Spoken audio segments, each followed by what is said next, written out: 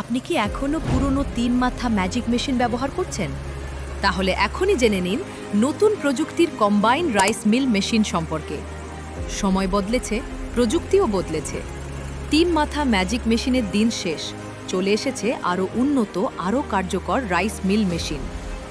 এই মেশিনে ধান থেকে ময়লা, খোসা ও অপ্রয়োজনীয় অংশ আলাদা করে খুব সহজেই পাওয়া যায় পরিষ্কার ও ফ্রেশ চাল।